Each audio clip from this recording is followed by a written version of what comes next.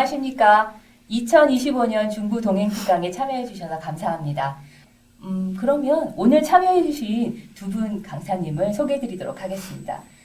우선 첫 번째 특강을 진행을 해 주실 분이시죠. 저희 문태영 교수님을 소개해 드리겠습니다.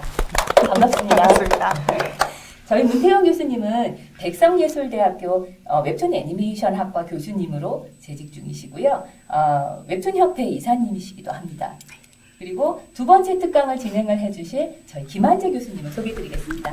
반갑습니다. 저희 김한재 교수님은 강동대학교 만화 애니메이션 콘텐츠학의 교수님으로 재직 중이시고 한국 만화 애니메이션 학회의 이사님이시기도 합니다. 또 놀이토이의 대표님이시기도 하시죠? 네. 반갑습니다. 문태영 교수님은 만화와 디지털의 만남, 웹툰 작가 및 3D 모델러에 관한 강의를 진행하시도록 하겠습니다. 네, 안녕하세요. 저는 만화와 디지털의 만남, 웹툰 작화 및 3D 모델러에 대해서 말씀을 좀 드리려고 합니다. 다들 웹툰을 많이 좋아하시죠? 저 역시 웹툰을 굉장히 좋아해서 작가로서도 활동을 하고 있는데 살짝 제 이력을 좀 말씀을 드리면 저는 데뷔는 조금 쉽게 한 편입니다. 2015년에 조지앙새의 문이라는 작품으로 데뷔를 했고요. 옆에 보이는 그림이 제가 차기적으로 열심히 준비 중인 네. 구름장이라는 작품의 이미지인데요. 혹시 어떠신지? 네. 저는 이제 가장 중요하게 생각을 하는 게 저 같은 경우는 이제 뭐 만화과를 나오지도 않았는데도 불구하고 할 수 있었던 가장 큰 장점이라고 하면 아무래도 디지털의 도움을 많이 받았기 때문이라고 생각을 합니다. 쉽게 생각하시기에는 그림이에요. 그림인데 그게 어떻게 진행이 되는지에 대해서 말씀을 좀 드리도록 하겠습니다. 지금 옆에 보시게 되면은 왼쪽 그림 같은 경우는 웹툰에 많이 적절한 형태의 그림이에요. 그리고 이제 오른쪽 같은 경우는 조금 더 일러스트에 가까운 그림인데 여러분들이 이제 웹툰을 보실 때 아무래도 왼쪽 같은 그림이 조금 더 많은 컷을 사용하시기에 좋은 그림체라고 전 생각을 하고요.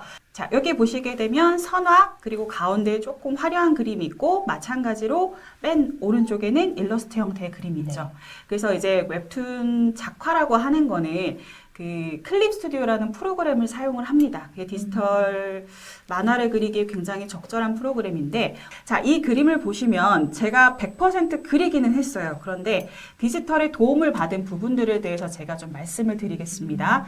지금 가운데 있는 인물들 같은 경우는 물론 다 그렸어요. 근데 여기 보면 옷의 패턴들이 좀 보이시죠? 네. 옷 패턴들 같은 경우는 제가 작은 문양을 하나를 그리고 패턴화를 시켜요. 이게 디지털이기 때문에 가능한 건데 그래서 패턴화를 시켜서 옷에다가 얹는 형태로 작업을 한 거거든요. 지금 앞에서 보시는 것처럼 요거는 조금 더 일러스트에 가까운 채색이라고 하면요. 기본적으로 서비스가 되는 웹툰 형태는 요런 식의 셀식 채색이 들어가는 걸 보실 수가 있는데 자, 여기 보시면 그 한동안 유행을 했던 무슨 황궁이라든지 이런 로맨스 판타지 장르에 대한 건데요. 제가 요걸 살짝 보여드릴게요. 인물별로. 여기 색깔군을 보시게 되면 요거 역시 그 제가 아까 말씀드린 팔레트를 적용을 하셔가지고 작업을 하시는 겁니다. 그래서 이 친구들은 주인공이었고 자, 여기 보시면 이제 이 제하르크 제덤폰 슈트로 후작이라고 하는데 여러분들이 그 생각하시는 색깔군에서 디지털 작업은 가장 중요한 게 채색이에요. 약간 차가운 성격의 미남을 표현하고자 하는 느낌으로 이렇게 차가운 한색 계열로 전개가 된 걸 보여드리고요. 자, 이런 붉은색 계열은 색깔이 갖고 있는 여러 가지 효과가 있는데요. 그 중에 이제 뭐 긍정적이라고 하는 거는 열정적으로 갈 수가 있는데 살짝 부정적으로 봤을 때는 악인? 적대자들을 좀 표현할 때 이런 식으로 갈 수가 있어요. 그래서 이 친구는 제가 제일 좋아했던 친구지만 적대자 캐릭터였습니다. 자, 그 다음에는 이제 이런 금발의 친구들인데 우리가 색상적으로 봤을 때 색을 조금 덜 뺀다거나 이런 경우에는 주연보다는 조연 쪽으로 빠지게 되어 있겠죠. 그리고 이제 또 아까 전에 그 악인 얘기가 나왔으니까 그 빨간 머리에 잘생겼던 분의 동생입니다. 그래서 여기도 보시면은 리본 같은 경우가 반복되는 패턴이 보여지시죠? 네. 왼쪽하고 오른쪽이 같은데 이거 역시 제가 브러쉬로 만들어서 사용을 한 거고요. 여기 보면 레이스 같은 경우도 브러쉬로 디지털 작업으로 가능했던 거예요. 그리고 이제 마지막으로 이 친구도 마찬가지로 옷에 보이는 패턴 같은 경우가 보여지시죠? 얘도 디지털 작업으로 들어갔던 겁니다. 그래서 저게 브러쉬를 만들지 않았으면 다 그려야지 되는 거죠? 그렇죠. 그러면 이제 답이 없는 거죠. 실제로 원고는 이렇게 됐었어요. 그래서 약간 뽀샤시하고 하는데 이 원고에서도 보시면 자, 디지털 작업에서 가장 큰 거는 내가 마음대로 이렇게 무언가를 뿌리고 예쁘게 효과를 주고 할 수 있다라는 건데 여기서 보시게 되면 글씨체라든지 말풍선이라든지 주변에 뿌려진 꽃무늬 같은 거 있죠. 네. 이런 걸 다 제가 직접 한 게 아니겠죠. 예, 기존에 네네. 있는 폰트고 기존에 제가 만들어 놓은 말풍선을 반복해서 사용을 하든지 이런 식으로 작업이 되는 형태를 볼 수가 있습니다. 그 웹툰을 만드는 데 있어서 네. 가장 중요한 거는 그림체겠죠. 네. 그림체도 굉장히 중요한데 그림체가 그렇게 예쁘지 않더라도 그 요즘엔 팀 작업을 많이 하기 때문에 후보정이라든지 채색을 잘하는 팀하고 같이 만나게 되면 또 멋있는 효과를 낼 수 있는 기능이 있는데 자 여기 보게 되면 제가 이제 1차적으로 선화했다가 밑색이라는 작업을 시작을 해요. 그래서 지금 그 맨 왼쪽에 있는 거는 그 최종 완성본이고요. 최종본, 네. 지금 가운데에 있는 부분이 밑색 부분인데 자 밑색 같은 경우는 우리가 최종 부분에서는 살색이 굉장히 좀 혈색이 돌죠. 네. 근데 장르의 특성상 살색을 굉장히 화이트로 빼게 되는 경우들이 많거든요. 그래서 1차적으로 밑색을 하고 그림자를 잡는 것, 그리고 배경을 까는 것, 그리고 배경을 흔들리게 하는 것 등등을 잡아왔는데 그냥 요 왼쪽 그림을 보고서 말씀을 좀 드리도록 할게요. 자, 왼쪽 그림에 보면은 첫 번째 컷 같은 경우에 뒤에 배경이 있죠. 네. 요 배경 같은 경우가 제가 직접 그린 게 아니고 디지털 작업 중에 스케치업이라는 작업을 통해서 스케치업을 활용하시는 네네 그거를 활용해서 만들었던 작업이고요. 여러분들이 첫 번째 오른쪽에 있는 그림하고 왼쪽이랑 비교를 해보셨을 때 많이 다르다라고 정도만 알고 네. 계시면은 뭔가 설명이 되지 않을까라는 생각을 합니다.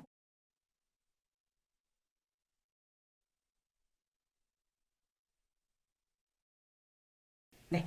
자, 요거는 제가 그냥 그 팀 작업, 아까 전에 제가 말씀드렸다시피 이제 웹툰은 다양한 장르가 있고 그리고 작업에 따라서 굉장히 작업량이 많아지는 네. 경우들이 있습니다. 그래서 이런 식으로 팀 작업을 하기도 하는데요.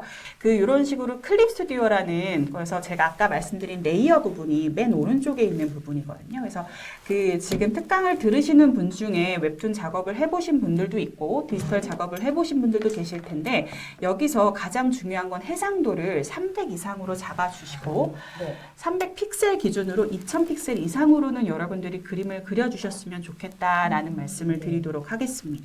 그래서 지금 여기 보시게 되면은 뭐 데생, 배경 가이드, 콘티 이런 식으로 되어 있는데요. 이런 게 하나하나씩 쌓아져 가면서 레이어 뭐 10개가 될 수도 있고 30개가 될 수도 있는데 그러한 레이어들이 쌓이게 되면서 하나의 작품이 된다라고 여러분들이 생각해 주시면 좋을 것 같습니다. 우선은 웹툰을 제작하는 과정을 네네. 조금 개괄적으로 말씀을 해주실 수 있을까요? 네. 웹툰은 우선은 스토리가 가장 중요하겠죠. 네. 그래서 스토리를 먼저 준비를 하고요. 거기에 맞는 캐릭터를 먼저 그려요. 보통 이제 콘티를 짜게 되는데 가장 중요한 게 뭐냐면 글로써 1화, 2화, 3화를 나누는 게 가장 중요해요. 그리고 이제 그 콘티가 완성이 되면 우리가 얘기하는 그 모든 만화는 네. 대사로서 전달이 되는 게 가장 커요. 그렇죠. 네, 그래서 솔직한 말로 대사를 잘 쓰셔야 됩니다. 그래서 이제 대사를 먼저 얹어놓고 거기에 맞는 그림 콘티를 짜게 되는 경우들이 많고요. 그런 다음에 이제 콘티, 그 다음 스케치, 그리고 아까 제가 보여드린 선화가 들어가게 돼요. 네네. 네, 선화가 들어가게 된 다음에 밑색, 그리고 이제 뭐 하나씩 보정, 색칠 쭉쭉쭉 해서 네네. 말풍선 이런 식으로 돼서 마지막 최종본 편집까지 된다고 생각을 하시면 됩니다. 네. 지금 여기 보면은 제가 아까 전에 그 배경은 스케치업으로 했어요라는 말씀을 드렸었는데 배경뿐만이 아니라 요즘에는 이런 식으로 저기 지금 그림 보시면은 네. 3D 형태의 사람들이 이렇게 앉혀져 있는 거 보여지시죠? 네네. 이런 식으로 요즘에는 3D를 이용해서 내 작품을 조금 더 멋지고 퀄리티를 네. 높일 수 있는 방법이 있는데 지금 배경으로 깔린 거는 스케치업이라는 3D 프로그램을 사용해서 하게 네. 되는 건데요. 이게 초창기에는 작가들이 직접 만들어야 되는 형태였는데 지금은 사실상 많은 스케치업 모델들이 나왔기 때문에 그거를 활용하셔가지고 작업을 하시면 되고요. 다양한 굿즈 형태도 있는데요. 마침 3D로 제가 만들었던 캐릭터가 있습니다. 이렇게. 아, 귀여워요. 네, 그래서 실제적으로 이런 식으로 작품이 활용되기도 합니다. 네, 김한재 교수님의 강의를 아. 들어볼까요? 바로 들어가나요? 네, 바로 들어가겠습니다. 김한재 교수님의 새로운 시대의 콘텐츠 크리에이터 AI 웹툰 제작하기 강의를 시작하겠습니다. 네. 안녕하세요. 김원지입니다. 야.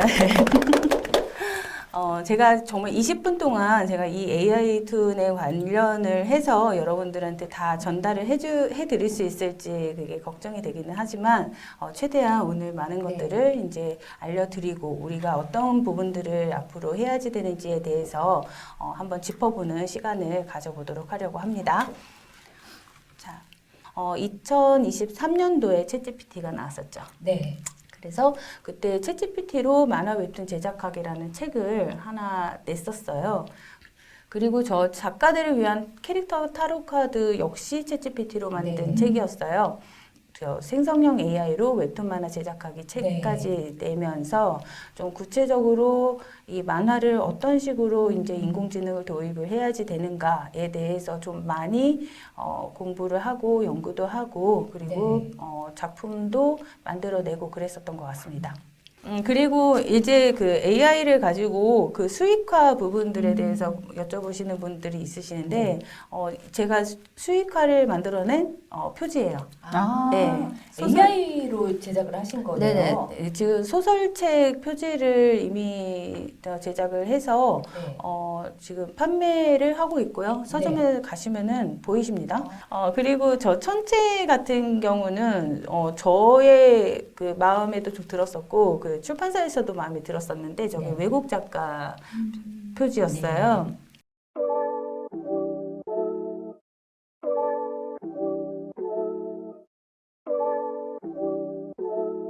이게 이제 제가 처음 제작을 했었던 이제 23년 8월 달에 S사로부터 이제 네. 만화 의뢰를 받았었어요. 너무 많죠? 지금 일반적으로 많이 쓰고 있는 툴들만 모아놨어요. 이것만 있겠어요? 훨씬 더 많거든요. 맞네요. 네, 정말 많아요. 그래서 저 안에 있는 120개의 툴 중에서 저는 뭘 쓸까라고 해서 저 옆에다가 써놓은 거. 저는 자료를 찾기 위해서는 도서관에서 취재를 하거나 사람을 네. 만나고 인터뷰를 하거나 그랬었고요. 라인을 그리기 위해서는 펜하고 잉크 그리고 자하고 삼각자. 그리고 캐릭터 같은 경우에는 저는 사진이나 아니면 모델 그리고 뭐 주변에 있는 친구들 그려가지고서 캐릭터에 이제 넣는다거나 하지만 지금은 3D 인물 소재를 가지고 와서 네. 좀 편리하게 활용을 하고 있다. 옛날 생각을 하면은 오히려 돈이 덜 든다라고 저는 생각을 합니다. 왜냐면은 저희는 컬러를 하기 위해서 화방에 가서 물감을 사고 그렇죠. 캔버스를 사고. 그렇죠. 종이도 비싸고 네. 붓도 비싸고요. 막 그랬었는데 이거는 브러쉬 그냥 조절해가지고서 쓰시면 되는 거잖아요. 지금 프로세싱을 아까 문태영 교수님께서 쭉 말씀을 네. 해주셨어요. 스토리 있어야지 되고요. 캐릭터 설정 있어야지 되고 디자인 해야 되죠. 네. 동작 연출과 컷 연출, 말풍선, 배경, 편집 이런 것들이 프로세싱이 되어서 웹툰이 만들어지는데요. 캐릭터 설정도 그냥 물어볼 수 있어요. 나 이런 캐릭터를 만들려고 하는데 이 스토리에 맞는 내가 설정한 이런 캐릭터를 어떤 부분을 좀 메이크업을 할까? 그럼 의상은 어떤 거가 좀 어울릴까? 그런 것들을 물어보면서 티키타카 할 수가 있어요. 네. 근데 이때 주의해야지 되는 점이 내가 내 머릿속에 어느 정도 만들어 놓지 않고 그냥 물어봤었을 때는 이게 그냥 끌려갈 수가 있거든요. 그러면은 이제 작가가 아닌 거죠. AI는. 네네네네.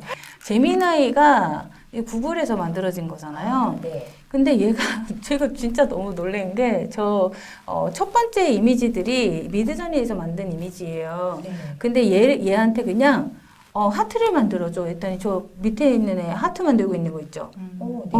그리고 저 아무것도 안 했어요. 그냥 저 이미지를 넣고, 그냥 점프 좀 해봐. 그랬더니 저 점프한 거예요. 그래서 앞으로 이 AI라는 거는 툴을 어떻게 사용을 하느냐는 여러분들의 몫이에요. 네, 지금 오른쪽에 있는 게 지금 그 챗GPT로 만든 네. 만화예요. 지금 강동대학교 저희 학과장님하고 이제 학생들하고의 그런 학과 생활을 했는데 저거 만드는데 20페이지 만들었거든요. 네. 20페이지를 만드는데 이제 전 골랐겠죠. 저거를 만들고 생성하고 고르는데 거의 6시간? 6시간 동안 저 20페이지를 만들었어요. 그래서 지금 보시면은 그냥 개인 비서가 생겼다라고 생각을 하시면 돼요. 언어형 같은 경우는 챗GPT라든가 클로드 같은 것들 사용을 하시면 되겠고요. 미드저니는 미드저니하고 스테이블 디퓨전, 뭐 챗GPT, 제미나이까지 들어왔는데 제미나이 같은 경우는 이제 무료 버전으로 사용을 했었던 것 같아요. 이렇게 실습 과정은 이렇게 차근차근 이렇게 진행을 할 예정입니다. 예, 저는 여기까지. 네. 그러면 이제 AI 웹툰이 이제 기술이 계속 발전을 하면서 저희가 이제 단시간에 AI 웹툰을 만들 수 있잖아요. 개인들도 활용을 할 수 있고. 네네. 저작권에 대한 문제가 가장 이슈가 될 것 같은데 저작권에 대해서는 업계에서 어떻게 얘기가 되고 계신가요? 저작권 같은 경우에는 솔직히 말씀드리면 지금 그 외부로 나와 있는 그 학습되어 있는 그러니까 네. 사실 지금 상용되어서 상업적으로 돈을 받고 만든 작품들이 그렇게 많지는 않아요. 근데 여러분들이 보고 있는 대부분의 것들은 사람들이 학습한 것들이거든요. 네. 그냥 학습을 하고 연구작이지 이걸 네. 가지고 수익을 해서 뭔가를 만드는 작품들이 아니에요. 그래서 이 교육용으로 학습용으로 만들어진 작품인 경우에 좀 좋은 퀄리티들 그리고 좀 남의 그림들을 베낀 그런 것들이 보여가지고 좀 불편하실 수 있는데 이 부분은 저는 정리가 될 거라고 생각을 합니다. 그 저작권이라는 거, 그러니까 AI로 만든 그 데이터에 관련된 저작권들도 이제 조금씩 생겨날 것이다라는 게 이제 저희 전망이고요. 네. 지금 이제 AI 웹툰도 올해 화두가 되고 있고 또 그 완성도 높은 그 새로운 소프트웨어들을 활용하는 웹툰도 사실 그 화두가 되고 있는데 지금 사실 신기술을 적용한 디지털 콘텐츠 분야에서는 웹툰이 가장 앞서가고 있는 걸로 보이는데요. 웹툰 업계의 현황은 어떤가요? 최근 트렌드는 좀 어떨까요? 기본 IP가 있는 그러니까 웹소설 원작의 작품들이 스튜디오에서 네. 무한정으로 많이 양상이 됐었어요. 근데 그게 이제 아무래도 시간이 지나다 보니까 독자들도 질리기도 하고 그리고 네. 거기에 대해서 더 이상 수익이 많이 날 수 없는 구조로 바뀌고 있는 네, 거는 네. 사실이고 교수님께서 말씀하셨던 것처럼 이제 그 AI 웹툰이라는 것도 있는데 거기서 가장 저는 화두는 다양성이라고 생각을 하거든요. 네. 요즘에는 확실히 본인의 오리지널 네. 스토리를 갖고 아니면은 뭐 글작가하고 협력을 해서 하나의 새로운 작품을 만들어내는 형태로 많이 진행이 되더라고요. 그래서 저는 다시 한번 이제 웹툰이 만화로서 더 성장할 수 있는 계기라고 좀 더 생각을 하는 편입니다. 네.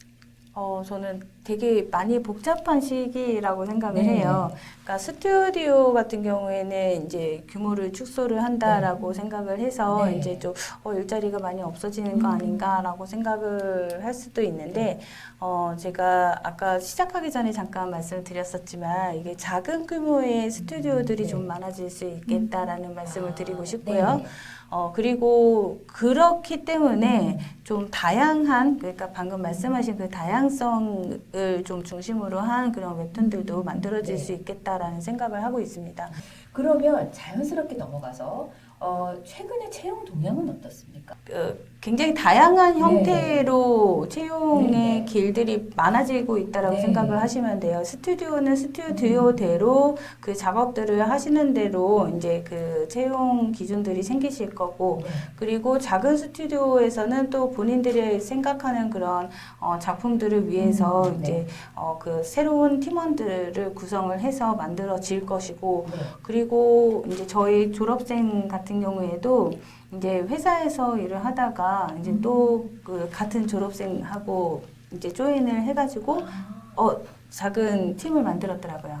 네. 네, 그러니까 이게 큰 규모의 그런 그 스튜디오보다 이제 좀 작고 네. 좀 다양한 그런 작품들을 만들고 싶어하는 그런 작가님들의 니즈도 많고 네. 네. 작품이라는 건 결국에 선택을 받아줘야 된다라는 문제가 있는데 말씀하신 것처럼 스튜디오는 돈이 돼야 돼요. 그렇죠. 돈이 되는 안정빵이라는 게 필요하기 때문에 네. 검증된 IP의 작품을 만들었던 네, 건데 네. 지금 사실상 독자들 니즈가 조금 확실히 변하고 있다고 생각을 하고 말씀하신 것처럼 뭐 이렇게 AI 웹툰이라든지 뭐 다양한 형태로 만화를 만들 수 있는 출구가 네. 많아짐에 따라서 이 창작에 대한 욕망이 있는 친구들이 있죠. 그런 친구들이 개인적으로 작업을 하는 것뿐더러 같이 이제 그 소소하게 팀을 이루는 경우도 많고 원래는 뭔가 내가 작품을 하고 싶은데 하는 친구들이 웹툰 PD 쪽으로 많이 갔었는데 웹툰 PD도 처음에는 이제 그 플랫폼에 평양이 되었기 때문에 네. 자신이 어떤 작품을 이렇게 기획을 한다거나 이게 힘들었다고 해요. 그래서 그때 이제 PD 하던 친구들이 많이 그만둔 친구들이 많은데 요즘에는 다시 그게 좀 움직인다라는 PD 얘기를 쪽으로 네, 다시. PD도 이제 기획할 수 있는 PD 네. 그리고 이제 말씀하셨던 그 AI 툰이라든지 여러 가지 작업 툴이 있기 때문에 네. 이 기획력, 작품력에 대해서 굉장히 높게 사는 경우들이 많아지고 네, 있어요. 네. 그렇군요.